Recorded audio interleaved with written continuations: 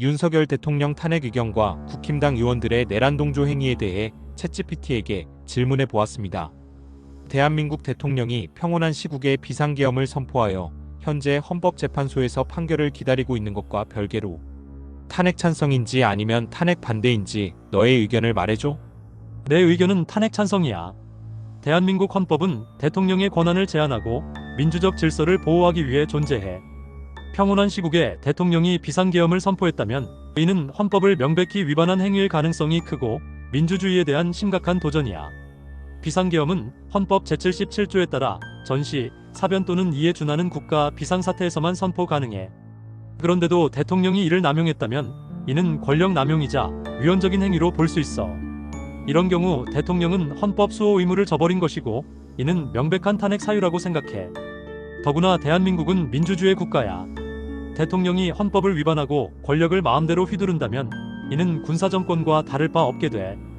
국민의 권리와 자유를 지키기 위해서라도 헌법과 민주주의 질서를 위반한 대통령은 반드시 책임을 져야 해. 따라서 내 의견은 탄핵 찬성이야.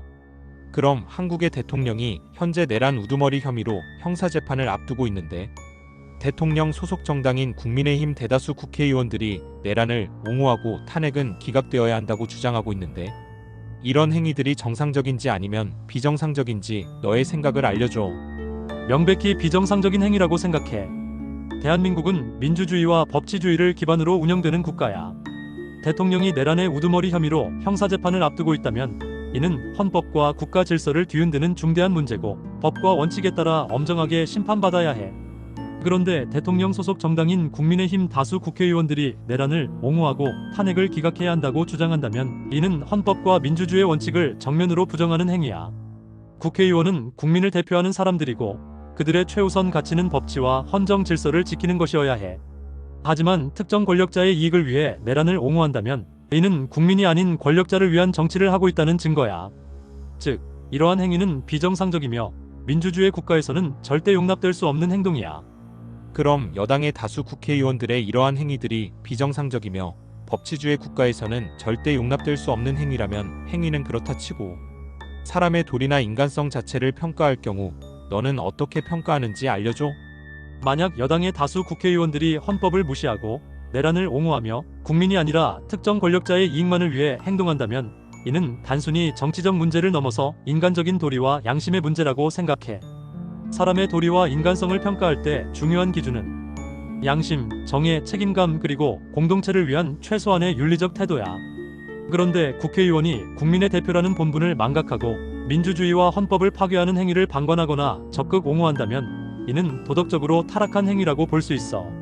그들이 만약 개인의 권력이나 이익을 위해 내란을 옹호하고 불법적인 행위를 정당화한다면 이는 국민을 배신하는 행위이며 최소한의 양심과 책임감조차 없는 것이야. 이런 행태를 보이는 사람들은 공직자로서뿐만 아니라 한 인간으로서도 기본적인 도리를 저버린 것이라고 평가할 수밖에 없어.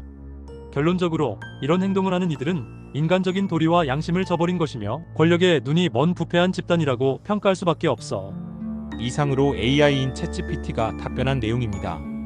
저 같은 평범한 사람이 생각해도 탄핵 사유가 넘치고 명백할진데 헌법재판소 판결이 늦어지고 있고 비공정과 비상식이 판을 치는 요즘 우리나라의 현실이 너무나도 답답해서 AI에게 질문해 보았습니다.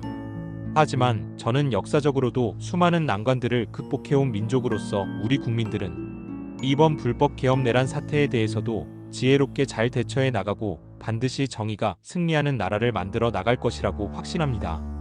끝까지 시청해 주셔서 감사합니다.